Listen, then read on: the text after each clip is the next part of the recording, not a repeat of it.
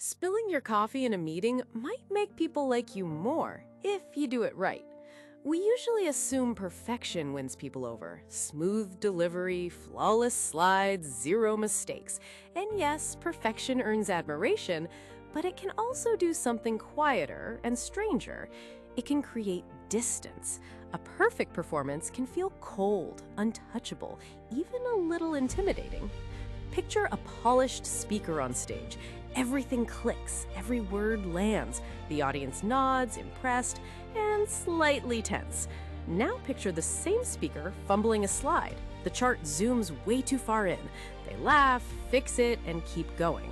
The room exhales. People smile. Something shifts. That shift is the heart of the Pratfall Effect. Psychologists found that when someone is already seen as competent, a small, harmless, visible mistake can actually make them more likable. Not less, more. A tiny blunder makes a capable person seem warmer and more human. In classic experiments, participants listened to a highly skilled person perform flawlessly. Then, in another version, that same capable person made a minor mistake, like spilling coffee. The surprise wasn't that people noticed the mistake, it was that they liked the person more afterward. A little likability meter ticked up. But here's the catch, and it matters. This only works if competence comes first.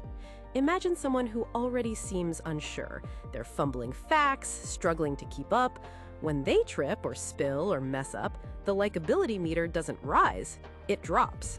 The same mistake that humanizes a strong performer just confirms doubts about a weak one. So the rule is simple and strict. Competence first, then imperfection. Reverse the order and the magic disappears. Why does this happen? Because we judge people on two big dimensions at once. Competence asks, can you do the job? Warmth asks, are you safe to be around? Perfection maxes out competence, but it can mute warmth. A small mistake restores the balance. A harmless blunder sends a quiet social signal. It says, I'm not above you. It says, you can relax. It says, I'm real. That's why the recovery matters as much as the mistake. A quick smile, a calm fix, and moving on tells people you're capable and human at the same time. You can see this everywhere. Two coworkers laugh over a shared spreadsheet error and suddenly feel closer. A confident speaker loses their place for a second, shrugs, finds it again, and the audience leans in. Vulnerability in these moments doesn't say, I'm incompetent, it says, I'm one of you. This is also why faking flaws doesn't work. People are remarkably good at spotting manufactured relatability. A stage stumble, a forced self-deprecating joke, or a deliberate mistake feels off. The Pratfall Effect isn't about looking messy, it's about not hiding the small, real imperfections that happen anyway. There are boundaries. The blunder has to be minor, no safety issues, no ethical lapses, no mistakes that strike at the core of what you're supposed to be good at. And frequency matters. One or two small slips read as human. A constant stream turns into chaos. Context matters too. In casual meetings, classrooms, or creative work, the effect can be powerful.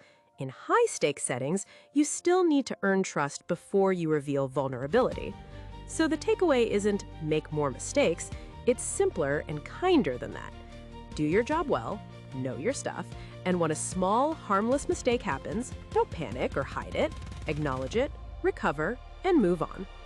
Competence earns respect. A little imperfection earns affection.